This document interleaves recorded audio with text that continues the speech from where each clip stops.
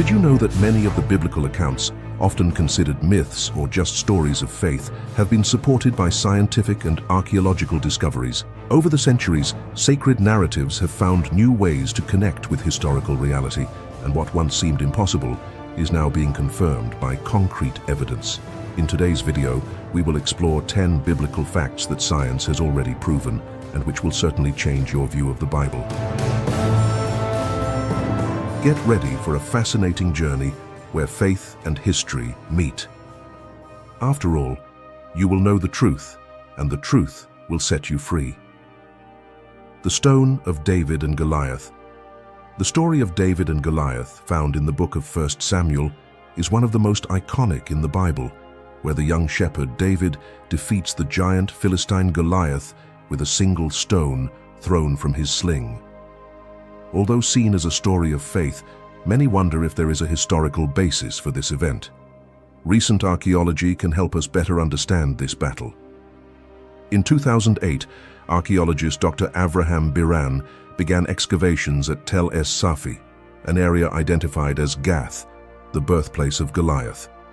The excavations revealed remains of a large Philistine city, which matches the biblical description of Gath as an important military center.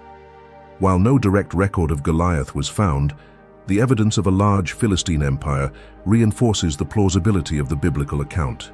Furthermore, the city of Gath was known for its fortress and advanced infrastructure, suggesting that Goliath, described in the Bible as an imposing warrior, could have been a real leader of the time. Excavations at Tel Es Safi revealed a series of military artifacts, such as weapons and pottery fragments, indicating the power of the Philistines and the importance of Gath as a military hub. While we cannot definitively say that Goliath existed, the discovery of Gath as a prosperous and militarily powerful city allows us to understand the historical context of the battle between David and Goliath. The episode, more than a simple confrontation between a shepherd and a giant warrior, could have reflected a real event involving a challenging military empire and the power of a bold young man, driven by faith. As it is written in 1 Samuel 17:47, "All this assembly shall know that the Lord saves not with sword and spear, for the battle is the Lord's, and he will give you into our hands." Pharaoh's chariot wheels in the Red Sea. The crossing of the Red Sea is one of the most iconic stories in the Bible. The book of Exodus describes how Moses led the Israelites fleeing Egypt, crossing the sea while the waters parted. When Pharaoh's army pursued them, the waters returned and engulfed the Egyptian soldiers. Many see this story as a supernatural miracle, but could there be a scientific explanation for what happened? In 2010, scientist Carl Drews, an expert in atmospheric computer modeling, studied the climatic conditions of the Nile Delta and the topography of the Red Sea. He simulated the strong winds that, for several hours, could have caused a natural phenomenon known as wind set-down, in which wind pushes the water away from an area, creating a temporary pathway on the sea floor. The simulations indicated that winds of up to 95 kilometers per hour could have made the waters recede, allowing the crossing. Moreover, other reports of similar phenomena, such as the tsunami at Muro Island in the Philippines in 1994, show that before a major disaster, the sea suddenly receded, which echoes the biblical description of the waters pulling back. This suggests that the event described in Exodus could have been a natural phenomenon interpreted as a divine miracle. Although the scientific explanation does not diminish the supernatural nature of the story, it opens the door to a new understanding. The miracle could have been a natural event, but directed by God. As stated in Exodus 14:14, "The Lord will fight for you, and you shall hold your peace." In this case, faith and science can walk together, revealing a divine power present even in the forces of nature. The city of Sodom. The story of Sodom, mentioned in Genesis, is one of the most well-known in the Bible, especially due to its tragic destruction. According to the account, the city was consumed by fire and brimstone as a divine punishment for the extreme wickedness of its inhabitants. For centuries, the location of Sodom was a mystery, and many considered the story to be a legend or allegory. However, recent archaeological excavations have shed light on the possible location and existence of this city. In 1970, archaeologists began excavating an area near the Dead Sea known as Tel El Hammam in the valley of Siddim, and they believe it may be the location of Sodom. The excavation revealed an ancient city that was abruptly destroyed, with evidence of a catastrophe that could be compared to an explosion of great magnitude. Layers of destruction found include ashes and fragments of molten stones, suggesting a violent destruction similar to that described in the Bible. Additionally, high levels of sulfur and salt were found in the destruction layers, which is significant because the Bible describes Sodom as being destroyed by fire and sulfur. The presence of sulfur in such a vast area corroborates this description and offers a possible explanation for the event, which many associate with a natural cataclysm. Although the exact location of Sodom has not been confirmed, the evidence found at Tel El Hammam provides a plausible context for the biblical account. The archaeological discoveries reinforce the idea that the destruction of Sodom was not just a mythical story, but possibly a real event with devastating consequences for the city's inhabitants. As it is written in Genesis 19:24-25, "Then the Lord rained brimstone and fire on Sodom and Gomorrah from the Lord out of the heavens, and he overthrew those cities, all the plain, and all the inhabitants of the cities." The Temple of Solomon. The Temple of Solomon is one of the most revered structures in biblical history. According to the book of 1 Kings, the temple was built by King Solomon in Jerusalem as a place of worship to God. It was a monumental work described in the Bible with impressive details about its architecture and precious materials. Its destruction by the Babylonians in 586 BC left the temple as a symbol of lost faith. But over time, archaeology has provided clues about its location and historical significance. Although the original temple was destroyed, Jewish tradition and the scriptures indicate that it was built on Mount Moriah, where the Dome of the Rock now stands in Jerusalem. Archaeologists have been investigating the site, conducting excavations and studies to better understand the temple's structure and confirm its exact location. During excavations in Jerusalem, traces of large stones and walls have been found, suggesting the existence of a massive structure where the temple is believed to have been. A significant discovery was the Yigel stone, found in 1961, which contains an inscription mentioning the Temple of Solomon, confirming its religious and historical importance. The presence of ancient inscriptions and other artifacts also supports the idea that Jerusalem was a vibrant religious center during Solomon's period. Although the structure of the original temple did not survive, the archaeological evidence and ancient inscriptions help reconstruct the image of Solomon's temple and reinforce its significance not only spiritually but also historically. The temple represented God's presence among the Israelites, and its loss was a pivotal event in biblical history. As it is written in 1 Kings 6:12, "As for this house which you are building, if you walk in my statutes, execute my judgments, and keep all my commandments and walk in them, then I will perform my word with you, which I spoke to your father David." The census of David. The story of the census of David, described in the book of 2 Samuel 24, is a controversial episode in the life of King David. According to the biblical account, David ordered a census of Israel and Judah to count the number of men able to go to war. While David's motive for the census is unclear, the act was seen as a sin in the eyes of God, who punished the king and the people with a devastating plague. Despite being a well-known story, many questioned the veracity of the census, especially given the lack of historical records confirming this event. However, in 2007, an archaeological discovery made in the ancient city of Damascus, Syria, brought new evidence that could corroborate the biblical account. Archaeologists found an inscription on a stone known as the Tel Dan Stele, which refers to a census conducted by an Israelite king. The inscription, dating from the 9th century BC, mentions the practice of censuses in Israel, suggesting that David's census could have been a real event and part of a common practice at the time, not an isolated incident. Furthermore, David's census is closely linked to the idea of population and military control, a practice that aligns with the administrative and fiscal practices of ancient monarchies. The fact that David was punished for this action also reflects the theocratic nature of Israel at the time, where God's sovereignty over the people was paramount. The story can thus be seen not only as a political episode, but also as a moral lesson about trusting in God.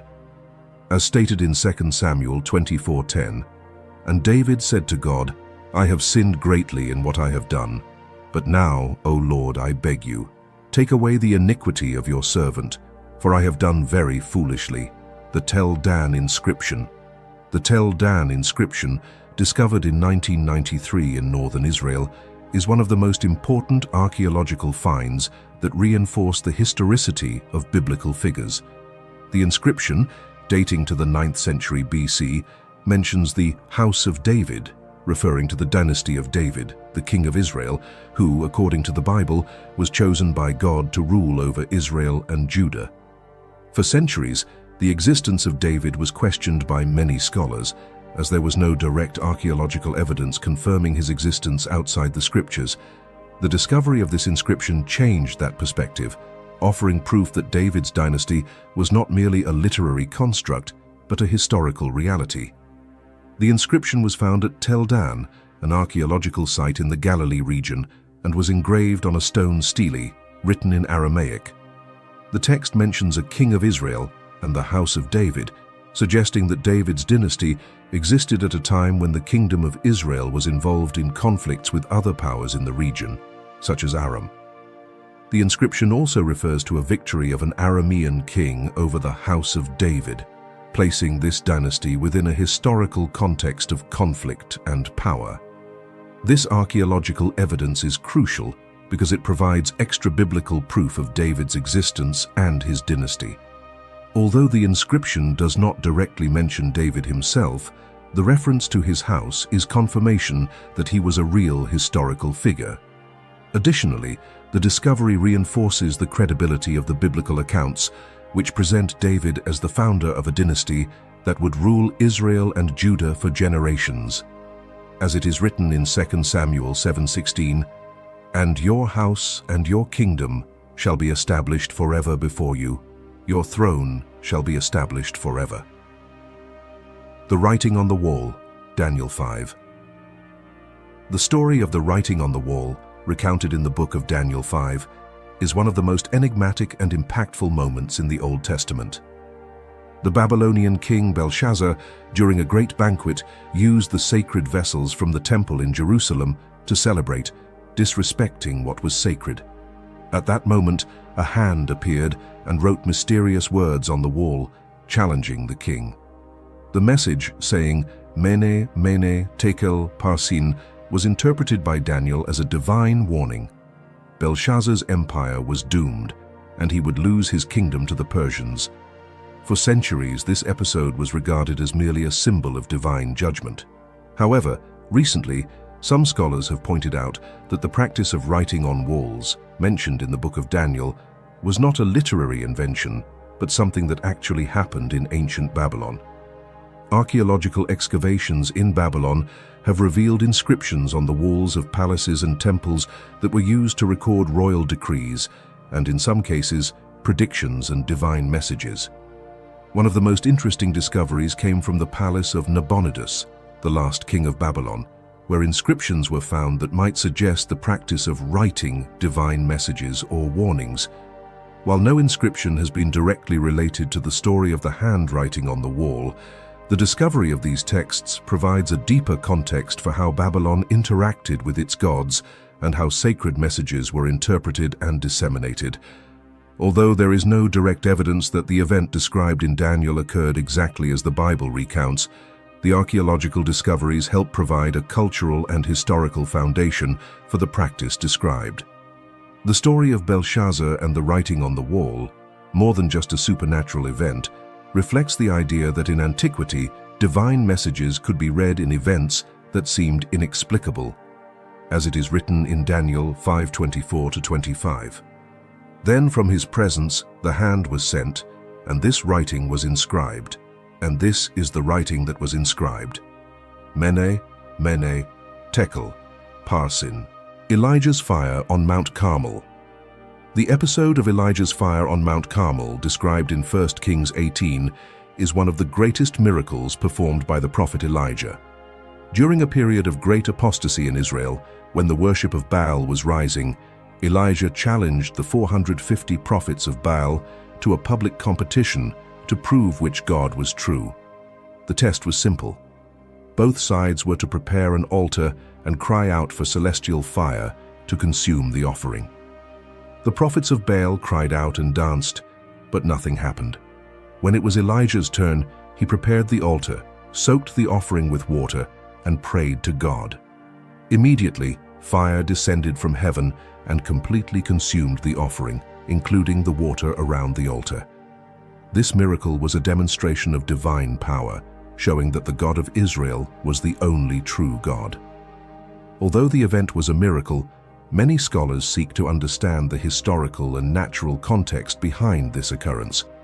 Some researchers suggest that the fire could have been caused by a natural phenomenon, such as lightning or spontaneous ignition, due to the atmospheric conditions in the region. Mount Carmel, located in a volcanic area and prone to electrical storms, could have been a place where natural phenomena might be interpreted as divine signs, especially considering the context of intense pagan worship. However, the Bible makes it clear that the fire that consumed the offering was a direct manifestation of God responding to Elijah's prayer. Even if natural phenomena may have contributed to the human understanding of the event, Elijah's faith and divine intervention remain at the center of the story. As it is written in 1 Kings 18:38, "Then the fire of the Lord fell and consumed the burnt offering, the wood, the stones, and the dust, and licked up the water that was in the trench." The exile of the 10 lost tribes of Israel. The exile of the 10 lost tribes of Israel is one of the most mysterious and significant events in biblical history. In the 8th century BC, the kingdom of Israel, which consisted of the 10 northern tribes, was invaded and destroyed by the Assyrian Empire. Assyrian king Tiglath-Pileser III began the conquest of the northern tribes, and his successor, Shalmaneser V, completed the process, deporting thousands of Israelites to other parts of the Assyrian Empire. These Israelites never returned, which led to the legend of the 10 lost tribes. For a long time, the reasons behind their loss and the fate of these tribes were shrouded in mystery. While the Bible describes the exile in detail in 2 Kings 17, with the tribes being taken to Assyria, it was not clear what happened to these people after their deportation. However, recent archaeological and historical evidence has shed new light on this event. Excavations in areas of ancient Assyria, such as Nimrud and Nineveh, have revealed records and inscriptions of massive deportations carried out by the Assyrians, confirming the process described in the Bible. Additionally, some of the exiled tribes may have mixed with other cultures, helping explain their loss over time. Recent research indicates that the exiled 10 tribes of Israel may have spread across various regions, with some communities preserving their identity while others merged with local peoples. Historical accounts and oral traditions from various cultures suggest that descendants of these tribes may have migrated to distant places such as Persia, India, and even Central Asia. The story of the 10 lost tribes continues to be a fascinating subject of research, linking biblical events with archaeological and historical discoveries. As it is written in 2 Kings 17:23, "Until the Lord removed Israel out of his sight, as he had said by all his servants, the prophets." The Nativity of Jesus in Bethlehem. The Nativity of Jesus, narrated in the Gospels of Matthew and Luke, is one of the most significant and celebrated events in Christian history. According to Christian tradition, Jesus was born in Bethlehem, Judea, during the reign of Caesar Augustus, and his mother, Mary, was traveling due to a census ordered by the Roman emperor. The place of Jesus' birth, a stable in Bethlehem, is full of symbolism, as the Messiah came into the world in a humble setting, far from riches and power. While the story is widely known, there are questions about the historical accuracy and the exact location of Bethlehem at the time. Archaeology has shed new light on the historical context of Jesus' nativity. Excavations in Bethlehem, particularly near the Church of the Nativity, confirm that the city was already an important population center during the Roman Empire period, though it was not as large as Jerusalem. In 2012, archaeologists discovered traces of an ancient city dating back to the period when Jesus is believed to have been born, corroborating the biblical description of Bethlehem as a growing city at the time. Additionally, studies of the census by Caesar Augustus, mentioned in Luke 2:1, show that Roman censuses were conducted in various parts of the empire for fiscal and military purposes. The census of Caesar Augustus, which is dated to 6 to 7 AD, aligns with the traditional dating of Jesus' birth, reinforcing the truthfulness of the account. Although the simple reference to the stable as the place of Jesus' birth has been interpreted in various ways, many scholars believe that the manger mentioned in the Gospel could have been a cave or a more modest area within a traditional house of the time. Archaeological research, combined with the historical context, offers a more detailed picture of the setting of Jesus' birth. As it is written in Matthew 2:1, "Now after Jesus was born in Bethlehem of Judea, in the days of King Herod, behold, wise men from the east came to Jerusalem." As we explore these stories, we see that the Bible is not just a book of faith, but also a historical testament, with each archaeological discovery and scientific study adding layers of understanding to what was recorded millennia ago. From figures like David and Goliath to events like the crossing of the Red Sea, we see that the scriptures not only narrate miracles and spiritual teachings, but are also deeply intertwined with the real history of humanity. Each new discovery, whether an ancient inscription or archaeological evidence, brings us closer to understanding how faith and science can coexist. And as we see, these discoveries do not diminish the wonder of faith, but strengthen it, showing that God can manifest even in the most unexpected events of history. Remember what is written in John 8:32, "And you shall know the truth, and the truth shall make you free." The search for truth, whether spiritual or historical, leads us to a deeper understanding of our relationship with the divine and with the world around us. If this video has inspired or touched you in any way, don't forget to like, subscribe, and share with someone who also needs to hear these truths. With each new episode, we will continue exploring how faith and history intertwine, bringing us closer to understanding the divine plan. Until next time, and may God bless your journey.